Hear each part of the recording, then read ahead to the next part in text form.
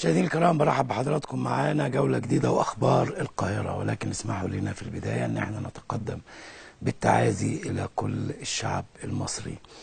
استشهاد 28 مصري في هجوم إرهابي خسيس دنيء. بنعزي أنفسنا وبنعزي الشعب المصري، واغتالوا فرحة المصريين بشهر رمضان هذا العام بطعم الحزن، بطعم الأسى، بطعم المرارة، ولما لا؟ فما زال نزيف الدماء بيتواصل على هذه الأرض الطاهرة، ولكن هذا هو الإرهاب الجبان الخسيس الدنيء البعيد عن كل الأديان وكل الأعراف وكل ما تحويه كلمة الإنسانية.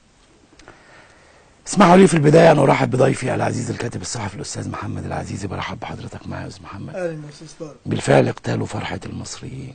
شوف، خليني يعني أتفق معاك وأضم صوت لصوتك في لما قلت اغتيال 28 مصري. أنا ما بحبش دلوقتي بعد كل اللي بيحصل ده نقعد نقول مسيحي ومسلم. نعم. احنا عايزين نتكلم اغتيال 28 مصري بدم بارد. نعم. واغتيال فرحة المصريين في رمضان صحيح، بس أنا مختلف معاك في كده، لأن المصريين طول الفترات اللي فاتت وهم عارفين ان المرحلة اللي احنا يعني ما عايشين فيها ديت مرحلة صعبة، وفاهمين ان اللي بيحصل ده مقصود بيه مصر كلها مش فصيل معين او ناس معينة. نعم. وعارفين كمان ان عشان تنتصر على الارهاب ده، خليني اقول لك بس حاجة الاول، ان الارهاب هو ممكن يتفوق على اي نظام امني وعلى اي دولة. نعم. في جزئية ان هو جبان ومش مرئي، محدش شايفه.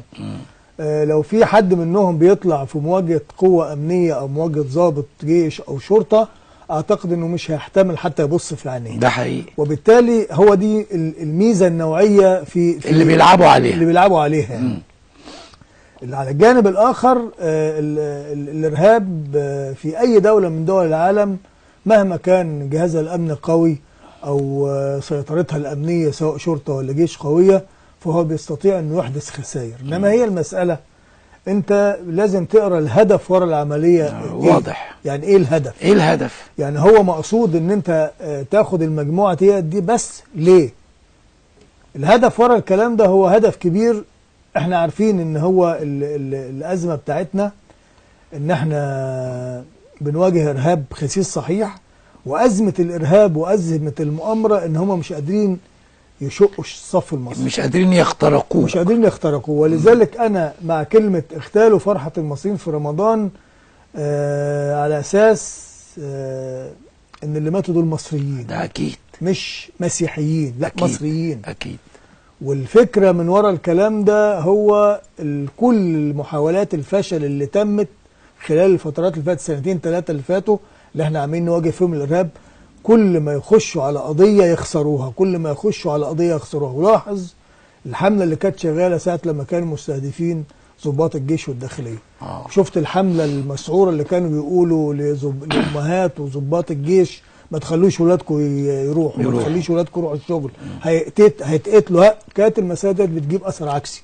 كل ما بيموت شهيد يطلع أهالي الشهداء يقولوا احنا هنقدم 1 و2 و3. والمسألة الصورة يعني بتبقى مقلوبة 180 درجة على الهدف اللي هم عايزينه. هم في الآخر لقيوا ان الكلام ده لما بيجوا هم يسوقوه بره، وبعض للأسف بعض قنوات الإعلام المعادية طبعا إلى جانب بعض قنوات الإعلام المصرية اللي مذيعينها ما عندهمش وعي في التعاطي مع مثل هذه الأحداث، يكبر الصورة ديت بشكل يخلي الغرب ينقل عنك ويقول ده في بقى طائفة مستهدفة، في طائفة الدولة مش قادرة تحميها. حتى زي ما قال الرئيس النهاردة في خطابه، قال هدف الإعلام بتاع داعش بالتحديد انه يقول لك ان الدولة مش قادرة تحمي المسيحيين. طب تعالى نشوف الرئيس قال ايه النهارده لكل المصريين. نشوف الرئيس ونشوف الكلام يا ريت بتاعه. الزملاء جزء من كلمة الرئيس. الرحمن الرحيم. اسمحوا لي ان انا اتقدم بالتعازي لكل الشعب المصري ولكل المصريين. على الشهداء اللي سقطوا النهارده من اهل مصر ومن ابناء مصر. اسمحوا لي ان انا اقول لكل المصريين من فضلكم ارجو ان انتوا تنتبهوا لكل كلمه هقولها لكم دلوقتي. شوفوا، الهدف كله من اللي بيتعمل ده هو اسقاط الدوله المصريه، وهم في استراتيجيتهم اللي هم شغالين بيها عارفين كويس قوي ان تماسك الدولة، تماسك المصريين لابد من كسره. وانا مش هقول كلام جديد عليكم، لكن انا بكرره وبأكده عليكم. شوفوا على المواقع استراتيجية داعش في مواجهة مصر. شغالين على ايه؟ شغالين على ازاي يعملوا فتنة بين المصريين، بين المسلمين وبين المسيحيين. ازاي يقولوا للمسيحيين في مصر ان انتم الدولة المصرية لا تقوم بحمايتكم بالشكل الكافي، ان انتم مش آمنين في مصر. دي الرسالة اللي هم شغالين بيها دلوقتي. وخلال الشهور اللي فاتت في كنيسة البطرسية وكنيسة طنطا وكنيسة اسكندرية، هو ده الرسالة. والنهاردة العمل اللي بيتعمل ده هو الهدف منه كده. الهدف منه ان يقول للمصريين لا، التماسك اللي بينكم ده بين الشعب المصري كله بمسلمين ومسيحيين لازم يتكسر. هو ده الهدف اللي بيتعمل. من كام شهر، من 5 شهور او 6، انا قلت للاجهزه خلي بالكم، مهمتهم في سوريا خلصت، هم دمروا سوريا خلاص. واول ما المقاتلين ابتدوا يخرجوا من حلب، والكلام ده من 5 شهور او اكتر، قلت لهم خلي بالكم المقاتلين دول في جزء منهم هيجي لنا، انتبهوا لهم، وهيتحركوا في اتجاه سيناء وفي اتجاه المنطقه الغربيه بالحدود المشتركه بيننا وبين ليبيا. انا بقول لكم الكلام ده ليه؟ انتوا يمكن تكونوا بتسمعوا الكلام ده بشكل او باخر من خلال الاعلام او من خلال احاديثنا، لكن النهارده احنا عايزين ننتبه ليه قوي قوي قوي، نخلي بالنا قوي من الكلام اللي احنا بنقوله ده. احنا خلال بعد سقوط النظام في ليبيا احنا كنا منتبهين وعارفين ان هيجي لنا من هناك شر كبير، وقواتنا كانت موجوده على امتداد الحدود وفي مناطق زي ما قلت مره قبل كده، حتى اثناء وجود الحكم السابق في مصر او النظام السابق في مصر. رحنا هناك وبقينا موجودين. احنا خلال السنتين الاخرانيين فقط حجم العربيات اللي تم تدميرها بالدافع الرباعي اللي عبرت الحدود لينا هنا في مصر تقرب من 1000 عربية خلال ال3 شهور اللي فاتوا. خلال ال3 شهور اللي فاتوا احنا مدمرين تقريبا 300 عربية. ده كل ده كان جاي يستهدف المصريين ويستهدف امننا. في جهد كبير جدا بيتعمل لحماية شعبنا وحماية ارضنا، وده اللي انتوا شفتوه النهارده مش هيعدي كده.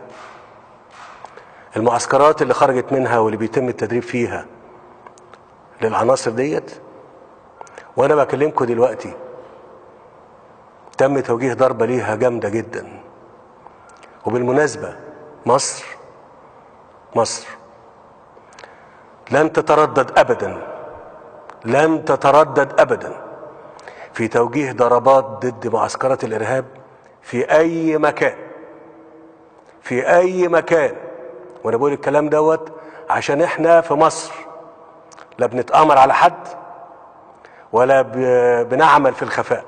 احنا بنعمل بوضوح لان احنا بنحافظ على شعبنا وبنحافظ على الامن القومي المصري، واللي هيقرب من امننا احنا هنتصدى ليه كما ينبغي. بقول تاني، اي معسكرات هيتم التدريب فيها لتوجيه ضربات لينا في مصر احنا هنقوم بضربها داخل مصر طبعا وخارج مصر. وارجو ان الرسالة دي تبقى واضحة للجميع. نحن لن نتردد في حماية شعبنا من الشر وأهله. وبقول للمجتمع الدولي مرة تانية، احنا اتكلمنا في استراتيجية لمكافحة الإرهاب والتطرف في العالم، وأطلقناها في مؤتمر القمة العربي الإسلامي الأمريكي. الكلام اللي احنا بنقوله ده لو اجتمعنا عليه وتحركنا فيه كمجتمع دولي هنقدر نصمد ونقدر نهزم أهل الشر. الدول اللي بتدعم الإرهاب وبتقدم له المال والسلاح والتدريب يجب أن تعاقب، ولا مجاملة ولا مصالحة معهم. أنا بوجه ندائي للرئيس الأمريكي الرئيس ترامب، بقول له فخامة الرئيس، إني أثق فيك وفي كلامك وفي قدرتك على أنك أنت ستكون مهمتك الأولى هي مواجهة الإرهاب في العالم. أنا متأكد يا فخامة الرئيس أن أنت قادر على تنفيذ هذا الأمر بالتعاون مع كل دول العالم المحبة للإنسانية وللسلام وللأمن والاستقرار. مرة تانية بقول للمصريين اوعوا وانتبهوا وحافظوا على تماسككم. صحيح احنا متألمين، صحيح احنا مجروحين، لكن هي دي ثمن كبير قوي احنا دفعناه وبندفعه من أجل حرية حقيقية لبلدنا، بدل ما تقع في ايد التطرف والإرهاب وتصبح مصر قاعدة للراديكالية في العالم. أنا قلت في بداية الكلام إن الاستراتيجية اللي هم حاطينها بيقولوا إن مصر إذا سقطت سادت الفوضى في العالم كله. وعشان كده مرة تانية بقول إن كل الجهود بتبذل لضرب الاقتصاد المصري، لضرب السلام الاجتماعي في مصر. أنا عارف إن إحنا كمصريين رغم الألم اللي إحنا موجودين فيه ده، إحنا هنظل متماسكين وهنظل قادرين. والحرب اللي إحنا بنخوضها بالنيابة عن العالم كله للحفاظ على الأمن والسلام، مش بس في مصر ومش بس في منطقتنا، بقول في العالم كله، وبقول مرة تانية على العالم كله إن هو يتحد في مواجهة هذا الشر. تم تنظيم وإطلاق المركز مكافحة الفكر المتطرف في المملكة العربية السعودية، وإحنا أعضاء فيه. وجب علينا كلنا إن إحنا نتحرك لمواجهة هذا الفكر المتطرف. مرة تانية بقول إحنا تم توجيه ضربة، ولن نتردد مرة أخرى في توجيه ضربات أخرى ضد الأماكن والمعسكرات اللي فيها تدريب وفيها عناصر يمكن أو مش يمكن تهدد أمن مصر القومي. أما العناصر داخل مصر فده في شأن تاني. لن نتردد أبدا في إن احنا نواجههم ونلاحقهم في كل مكان. وأنا بقول لأجهزة الأمن أمن مصر وسلامة المصريين أمانة في رقبتكم وأمانة في رقبتنا وأمانة في رقبة كل المصريين. أعنا الله سبحانه وتعالى على اللي احنا فيه، ووفقنا وحمانا. شكرا جزيلا، والسلام عليكم ورحمة الله وبركاته. فعلا أعنا الله على ما نحن فيه المصريين في مواجهة الإرهاب. وأنا هبتدي من آخر كلام السيد الرئيس: مصر لن تتردد في توجيه ضربات لمعسكرات التدريب في أي مكان. شوف يا أستاذ طارق، اعتقد مفيش وضوح للصورة اكثر من هذا الوضوح.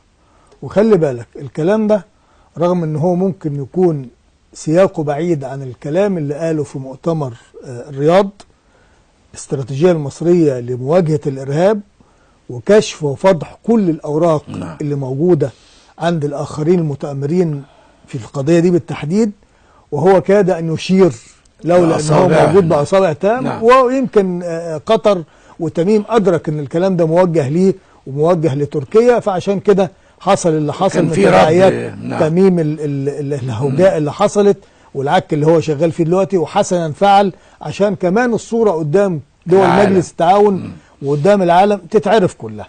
إنما خلينا نأكد على فكرة الصراحة والوضوح اللي اتكلم بيه الرئيس النهارده. المسألة ما بقتش مجرد ان انا بتعامل مع خلية ارهابية هنا ولا خلية ارهابية هناك، لا، هو زي ما قال كده الاستراتيجية بتاعة داعش او بتاعة التنظيمات الارهابية هي اسقاط مصر.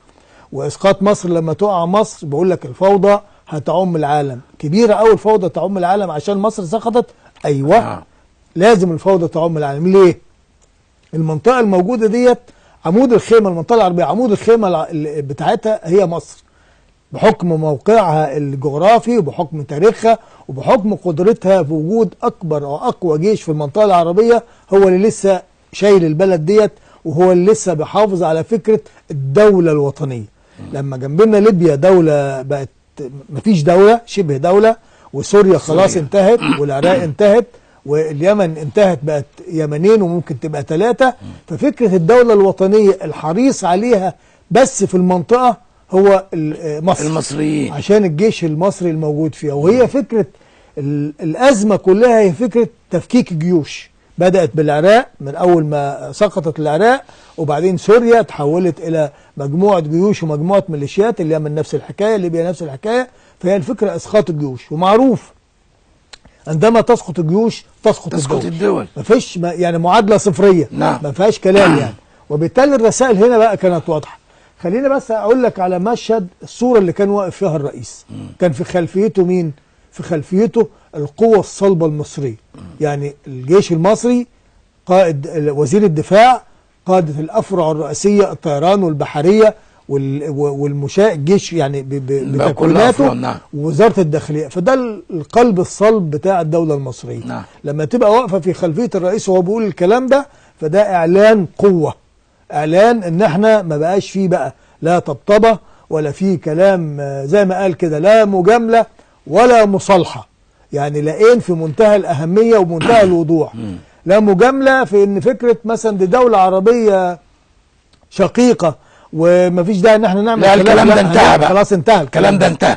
والإشارة لما قال هو لن نتردد في توجيه ضربات، خلي بالك قالها 5 مرات وختم بها الكلام. ومعنى أنه يكررها داخل أو خارج فهو بيشير بوضوح لمعسكرات التدريب الموجودة في ليبيا، لمعسكرات التدريب الموجودة في السودان، لمعسكرات التدريب اللي موجودة في أطراف الجنوب والمنطقة الغربية. ده كله هيتم تدميره وضربه والقضاء عليه بصرف النظر عن أي اعتبارات. من حق مصر دلوقتي بتدافع عن أمنها القومي، وخلي بالك ما طول عمر مصر بتدافع عن أمنها القومي بره، مش بتستنى لما يجي. يعني لما تقرا تاريخيا من التاريخ الفرعوني، ومصر بتخرج تأمن أمنها القومي من خارج حدودها. وبالتالي الكلام لما يقوله الرئيس دلوقتي معناه ان مصر خدت قرار. طب ليه دلوقتي مصر خدت قرار؟ مصر خدت قرار بعد ما الرئيس نفسه قال، واحنا شعورنا ان احنا اقتربنا ان نكون دولة طبيعية رغم كل ما بنواجهه من ازمات ومن ارهاب، فاحنا دولة طبيعية. والدولة زي ما قال الرئيس بقت اركانها كلها ثابتة، بقى عندنا رئيس منتخب وعندنا برلمان وعندنا دستور وعندنا مؤسسات دولة وعندنا كل الكلام ده. صحيح عندنا جزء كبير من الفساد وبنحارب عندنا جزء كبير من الأزمات الاقتصادية وبنواجهها أيا كان درجة تحمل الشعب والغلابة والناس ده كله. إنما أنت في دولة، وطالما بقيت في دولة واطمأنت أنت أركان الدولة قائمة، فبقى مهمة الرئيس دلوقتي إنه يبص على فكرة بقى الأمن القومي، ويبقى المسألة فيها وضوح، ما عادش فيه لا خجل ولا حسابات. المسألة دلوقتي بقت مصلحة مصر بالدرجة الأولى. لما الرئيس يقول بقى الكلام ده 5 مرات وإن احنا مش هنتردد، ده معناها إنه فعل، مش لسه هيفعل. هو لما طلع دلوقتي هو بيتكلم قال وانا بتكلم دلوقتي في ضربات جويه توجهت لمعسكرات التدريب الموجوده في خارج مصر. بعديها على طول تم التصريح ان هي ديت موجوده في ليبيا، ويمكن من فتره واحنا بنتكلم عن الطيران المجهول اللي بيضرب معسكرات واحنا خلاص نعم. ده يا جماعه الطيران المصري نعم. دي قوه. ما احنا كنا بنجيب سلاح ليه؟ نعم. كنا بنجيب طيارات رافال ليه؟ نعم. كنا بنجيب تسليح عالي ليه؟ ما عشان الكلام ده. ولو رجعنا من 2014 ولا من 2013 لما قال مواجهه الارهاب المحتمل، ما هو عمال كل شويه يطلع لك مؤامرات عماله تكبر وعماله تتسع دوائرها وعمال يخش فيها عناصر عربيه واقليميه ودوليه. نعم. بصرف النظر عن كل اللي بيحصل، فديت رساله مهمه ان الرئيس يقول ان احنا لن نتردد، وده بيطمنا وبيطمن الشعب المصري او المصريين ان الدوله قادره على انها ترد. طيب الكلام بقى الخاص بقى بالتفرقه والضغط على فكره المسيحيين وعلى فكره الكلام ده، هو المساله هم متصورين ان المسيحيين في مصر هيقبلوا الكلام ده او هيردوا عليه؟ لا. من فتره طويله جدا والكنيسه المصريه واخواننا المسيحيين في هذا الوطن هم كانوا طرف اساسي في دوله 3/7 وكانوا طرف اساسي في 30، ويمكن هم الى حد كبير بتعاقبهم قوى الشر على الوقفه اللي واقفينها ديت. اكيد. ولما اتحرق لهم الكنايس وجه البعض الغرب وقال ان احنا الامريكان قالوا هنبني لكم الكنائس، هم اللي ردوا قالوا لا مصر اللي بتعمل الكلام ده. نعم. وحتى كمان احنا يعني خلاص فكره اقباط المهجر اللي كانوا بتنصبها انتهت. ليه؟ لان المسيحيين المصريين هنا هم عارفين يعني ايه الدوله الوطنيه، وعارفين الكنيسه المصريه كنيسه وطنيه، ولما بتتكلم الكلام ده حتى مع اقصى مشاعر الالم، لما يبقى مثلا اتوبيس كله مسيحيين وبيتم استهدافه وضربه بدم بارد، هم عارفين ان هم بيعملوا الكلام ده عشان البلد ديت، لان اللي ممكن يحصل للبلد ديت قد اللي بيحصل ده آلاف المرات لو قدرنا نسيب البلد ديت تهرب مننا او تبعد عننا. دي اقل الخسائر. دي اقل الخسائر. وهم على فكره يعني بيعجبني قوي في لحظات يعني لما بيموت منهم حد او يستشهد منهم حد، بيعجبني جدا فكره الصلابه والصمود والصبر الجميل اللي هم فيه والاحتساب والكلام ده. يمكن انا عايز اقول ان ده يمكن اكتر من ناس اخرين، وده اللي تعبهم اكتر. طب هنعمل ايه؟ يعني لما هم بيقولوا ان شهدائنا بيزفوا الى السماء وبيبقوا مبسوطين جدا، شيء قدره عاليه جدا وروحانيه جدا. هم المجرمين دول اللي بيتكلموا كعناصر ارهابيه والى اخره مش فاهمين التركيبه ديت. انتوا عايزين تعملوا ان البلد تتفك، مش هيحصل. ليه مش هيحصل؟ لان انت في مصر ما تقدرش تعزل ده عن ده، ولا تقدر تفرق ما بين ده ما تقدرش. يعني انت لو عملت اللي ما اتعملش مش هتقدر تعمله. مش هتقدر تقول الاتوبيس ده راكب فيه مين، ولا العماره دي ساكن فيها مين، ولا الخندق ده واقف فيه مين. انما خلينا بقى نبص لبكره. هو المساله هتدناها بالتحديد فكره امن وجيش وقوات مسلحه وسلاح. انا شايف ان المساله محتاجه بقى اكبر من كده، طالما بمعنى الارهاب بقى تخطى الحدود وتعدى عابر للقارات وعابر للدول، فالمجتمع عليه دور. العربيات الدفع الرباعي اللي موجوده ديت كل الناس بقت عارفاها وبتشوفها، ما هياش بتطلع من تحت الارض، لا بتبقى ماشيه في شوارع البلاد وفي الطرق. محتاجين الوعي يزيد، الوعي المجتمع يزيد شويه. لما حد يشوف حاجه زي كده يبلغ وبسرعه. وعايز برضو آلية التبليغ يتوجد لها حل سريع. يعني انا لو شفت حاجه زي كده عشان امسك تليفون واكلم حد مانيش حافظ نمرته، مانيش مش عارف ايه، انا محتاج الدوله دي تعمل رقم سهل للتواصل اسمه 111، اي رقم سهل، ساعه لما اطلبه يرد فورا، واسجل انا الرساله بس. يعني اقول انا شايف كذا كذا كذا كذا، خدوا بالكم.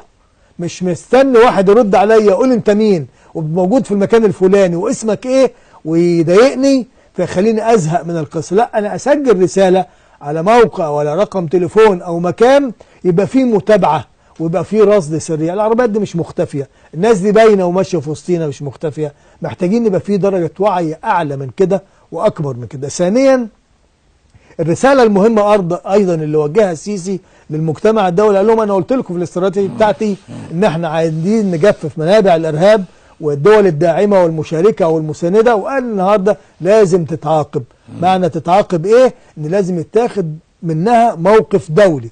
والحقيقه النهارده في مجلس الامن لاول مره تقريبا وقف في مجلس الامن دقيقه حدادا على اللي حصل في مصر، باعتبار ان احنا كمان مصر هي المسؤول عن ملف الارهاب في مجلس الامن. نعم. وبالتالي ده ان احنا يعني شايفين تعاطف من المجتمع الدولي، وعندنا رئيس امريكا الرساله حتى اللي وجهها الرئيس للرئيس ترامب ليها معنى ومغزى. في حد قال لي يعني ده ممكن يكون ده مش معناها ان احنا بنطلب بقى مساعده الاجانب والكلام. لا، ده كلام الارهاب بقى ظاهره دوليه، واحنا عايزين نستغل الكلام اللي قاله ترامب في فكره انه عايز يواجه الارهاب وعايز يعمل الكلام ده على الاقل بالنسبه لمصلحتنا في الجانب الايجابي. يقدر إدارة ترامب تضغط في الكونجرس الأمريكي وتعتبر الجماعات ديت جماعات إرهابية بدل ما تاخد حسم لوحدها ولا حماس لوحدها ولا حزب ولا جبهة النصرة لوحدها. آخد الجماعة الإرهابية دي كلها والتنظيم الدولي ده كله أعتبره جماعة إرهابية وأبدأ أفككه، لأنه هو كله خارج من عباءة واحدة. يعني محتاج إن أنا الدول الإقليمية الموجودة يتوجه لها إنذار وتتحاسب وتتعرف. لازم يعلن الكلام ده على كل العالم وتتناوله وسائل الإعلام. محتاج كمان وسائل الإعلام هنا في مصر تبدأ بقى تغير البوصلة بتاعتها، بدل ما فكرة التباكي على حادثة ونقعد ننشر صور الشهداء والكلام ده كله ونقول ازاي وليه ثغرات الأمن. لا، أنا عايز إعلام يقف جنب الدولة الوطنية، مش جنب حد، جنب الدولة الوطنية، ويبدأ يقول للناس ويوعيها، يعني يقول ايه اخطار الارهاب، ازاي تتعامل الناس مع الارهاب، ازاي تبلغ. يبقى اعلام توعوي يفهم الناس خطورة المرحلة. وهو بيعمل الكلام ده يقول احنا عندنا زيادة في الاسعار وعندنا ضغط، ما فيش حد بيمنع الكلام ده. انما في القضية ديت في ثوابت، هي دي قضية الوجود، دي احد الثوابت يعني اقعد الدولة الوطنية بالظبط. اقعد اتكلم عن الاسعار وبعدين في الاخر اكتشف ان الدولة دي وقعت، لا بقى فيها اسعار ولا سلع ولا حكومه ولا شعب ولا تعليم ولا اي حاجه. لا، انا محتاج الاول احافظ على الكيان ده، وانا بحافظ على الكيان ده اصلح فيه، اتكلم بقى عن الاراضي اللي بتسترد، اتكلم على اللي بيحصل فيها، اتكلم عن الحراميه، اتكلم زي ما الرئيس قال اللي بياخد ارض ده حرامي. يعني كلام حتى خرج عن سياق الرئاسة، يعني حرامي، مباشر. كلام واضح ومباشر وصريح. محتاج أجهزة الدولة ديت والحكومة تشتغل ورا الكلام ده بوضوح شديد وبحساسية شديدة وبقدرة على الإنجاز. وإحنا يمكن آخر الشهر خلاص هيتعمل المؤتمر عشان نشوف الكلام اللي حصل في موضوع الأراضي.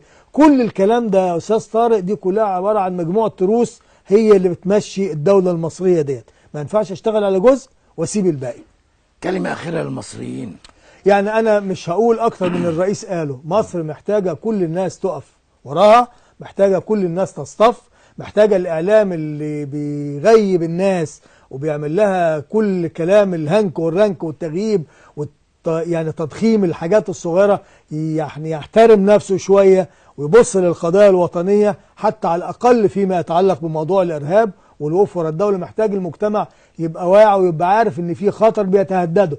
خطر لما بيجي على بيتك ويخبط، فأنت لازم تبقى قوتك وروحك المعنوية عالية وعندك استعداد للقتال. المصريين هم اللي هيحموا بلدهم وهم اللي هيحافظوا عليها، وخلينا نبقى واقفين مع قيادة ومع دولة ومع نظام بيحاول يوقف البلد ديت على رجليها، لأن مصر هتدناها مستهدفة لحد ما يتم القضاء على هذا الإرهاب أو محاصرته أو يعني وضعه في مكان بعيد عن المنطقة العربية دي.